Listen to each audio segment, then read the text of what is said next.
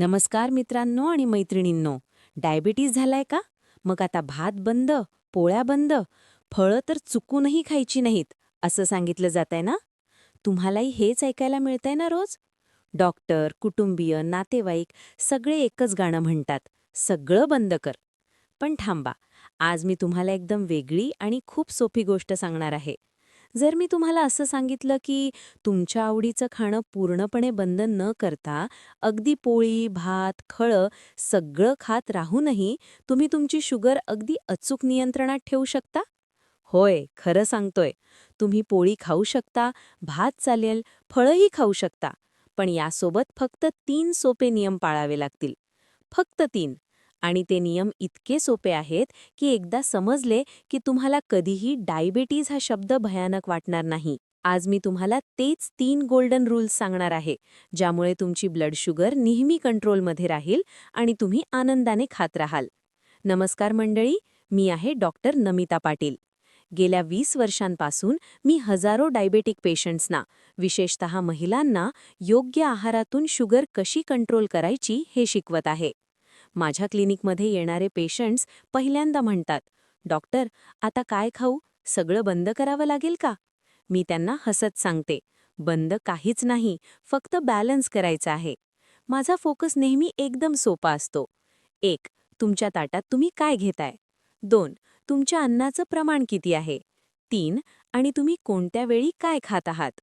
फक्त या 3 गोष्टी तुमची शुगर कंट्रोल होणार की नाही हे ठरवतात. त्यामुळे हे 3 नियम नीट समजून घ्या आणि यापुढे शुगर तुम्हाला कधीही त्रास देणार नाही. मित्रांनो आणि मैत्रिणींनो, डायबिटीजमध्ये काय खाऊ नये यापेक्षा काय आणि कसे खावे हे जाणून घेणे जास्त गरजेचं आहे. आपल्याला आपलं ताट उपाशी ठेवायचं नाहीये, तर ते बॅलन्स करायचं आहे. चला, आता एक एक नियम सविस्तर समजून घेऊया. मी प्रत्येक गोष्ट इतकी सोपी भाषेत सांगणार आहे की तुम्हाला घरात बसूनही लागू करता येईल. तर चला, सर्वात आधी येऊया रूल नंबर 1 वर. तुमच्या ताटात काय आणि किती आहे? हे पहा, एखाद्या धान्याला जितकं जास्त दळून, चाळून, रिफाईन केलं जातं, तितक्याच वेगाने ते तुमची ब्लड शुगर वाढवतं. उदाहरणार्थ मैदा, खूप बारीक रवा किंवा अशाच प्रकारच्या इतर रिफाईन गोष्टी पचवणे आपल्या शरीरासाठी खूप सोपे असते. शरीर त्यांना लगेच पचवतं आणि यामुळे आपली ब्लड शुगर एकदम वेगाने वाढते. तुम्ही कधी विचार केलाय का मैद्याची रोटी खाल्ली की लगेच थकवा येतो किंवा शुगर स्पाइक होते? याउलट जेव्हा तुम्ही होल फूड्स किंवा कमी रिफाईन केलेल्या गोष्टी खाता, जसे की गव्हाचे पीठ, दलिया, जव, ओट्स, बाजरी, ज्वारी किंवा नाचणी, तेव्हा त्यामध्ये फायबर जास्त असते. फायबर म्हणजे काय? ते तुमच्या पोटात जेलसारखं बनतं, ज्यामुळे पचन संथ होतं आणि शुगर हळूहळू रक्तात मिसळते. याचा परिणाम असा होतो की शरीराला ब्लड शुगर कंट्रोल करणं तुलनेने खूप सोपं जातं. मी अनेक पेशंट्सना सांगते, एकदा फायबर वाढवा, शुगर आपोआप स्थिर होईल. आता थोडं प्रॅक्टिकल बोलूया, जेणेकरून तुम्ही आजपासूनच लागू करू शकता. जर तुम्ही घरी पोळ्या किंवा चपात्या बनवत असाल, तर त्या शक्यतो कोंड्यासहित पिठाच्या बनवा. किंवा तयार पिठात वरून थोडा कोंडा मिसळा, जेणेकरून त्यातील फायबर वाढेल. तुम्ही गव्हाच्या पिठात 20 ते 30% बाजरी, ज्वारी किंवा नाचणीचं पीठ सुद्धा मिसळू शकता. चव एकदम चांगली लागते आणि शुगर कंट्रोल राहते. जर तुम्हाला उपमा आवडत असेल, तर रव्याऐवजी दलियाचा उपमा ट्राय करा. दलिया बनवताना त्यात भरपूर भाज्या टाका, गाजर, भेंडी, शिमला मिरची, त्यामुळे फायबर आणखी वाढेल. आणि भात? भात तुम्हाला पूर्णपणे बंद करायचा नाहीये. फक्त 2 गोष्टी करा. एक तर तांदूळ शिजवताना त्याचं पाणी पूर्ण काढून टाका, कारण त्या पेजमध्ये स्टार्च जास्त असतं. किंवा उत्तम दर्जाचा लांब दाण्याचा बासमती तांदूळ वापरा. आणि सर्वात महत्त्वाचे म्हणजे भाताचं प्रमाण अर्धा ते पाऊण वाटी इतकंच ठेवा, त्यापेक्षा जास्त नको. लक्षात ठेवा, चिकट आणि जाडसर तांदूळ जसे की आंबेमोहोर किंवा कोलम शुगर जास्त वाढवतात, त्यामुळे ते टाळा आणि बासमती तांदूळ वापरा. अन्नाची सांगड घालणे ही खूप कामाची गोष्ट आहे. जर तुम्ही शुगरला म्हणजेच कार्ब्सला प्रोटीनसोबत जसे की डाळ, चणे, राजमा, पनीर, अंड, चिकन किंवा मासे आणि फायबरसोबत म्हणजे पालेभाज्या आणि सॅलडसोबत जोडले, तर शरीरात शुगर शोषून घेण्याचा वेग खूप मंदावतो.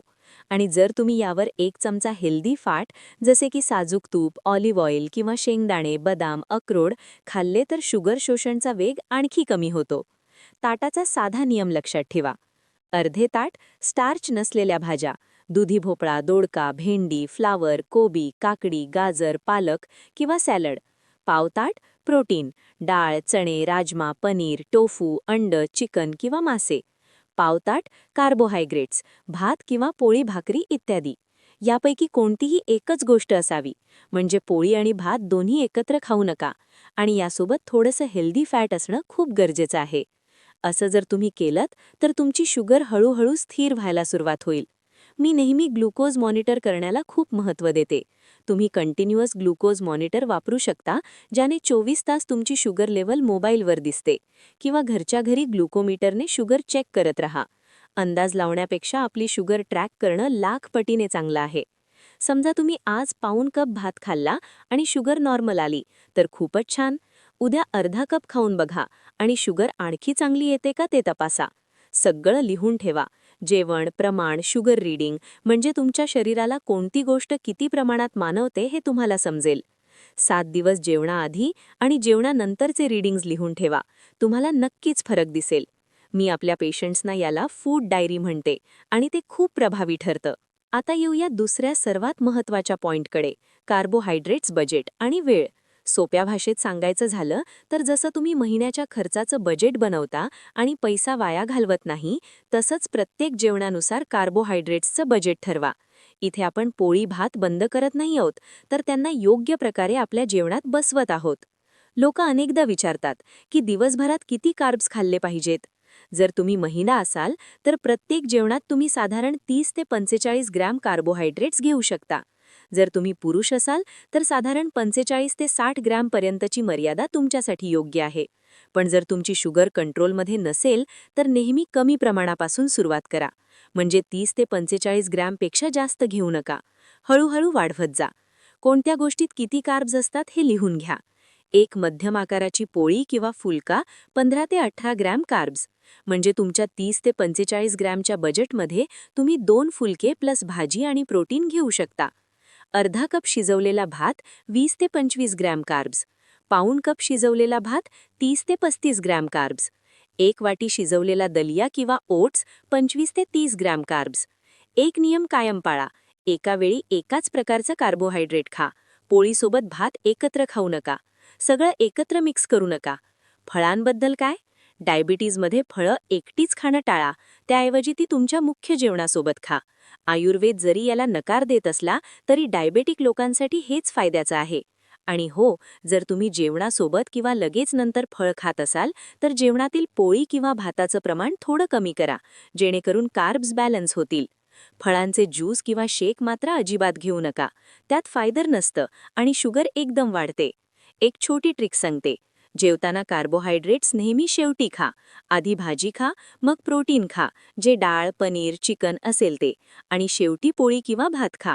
यामुळे शुगर एकदम वाढत नाही. जेवणानंतर 10 ते 15 मिनिटं हलकी शतपावली नक्की करा. हे एक नैसर्गिक इन्सुलिनसारखं काम करतं. डॉक्टर बोलत असताना स्क्रीनवर टिप येते.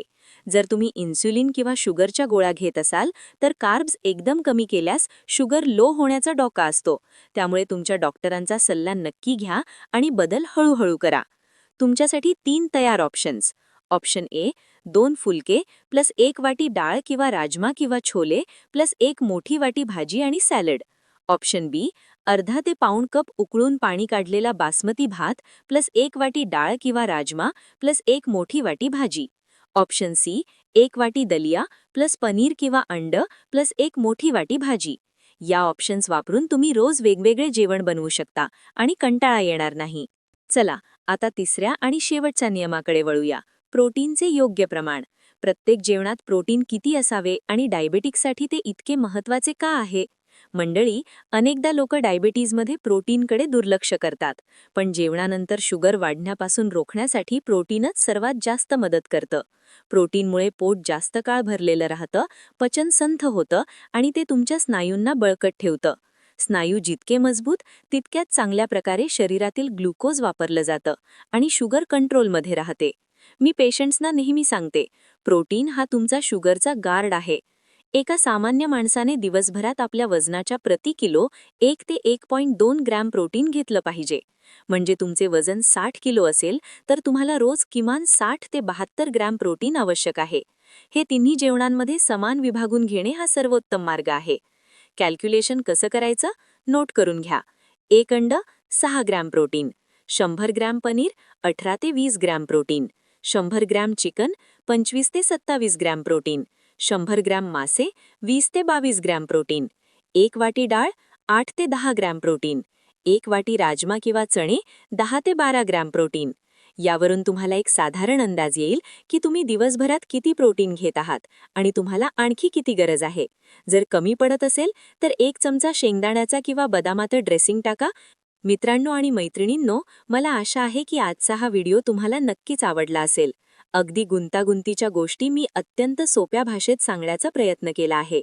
मी प्रत्येक नियम सविस्तर समजावून सांगितला आहे, जेणेकरून तुम्हाला घरात बसूनही लागू करता येईल. जर यात तुम्हाला काही शंका असेल किंवा काही समजले नसेल तर खाली कमेंट करून मला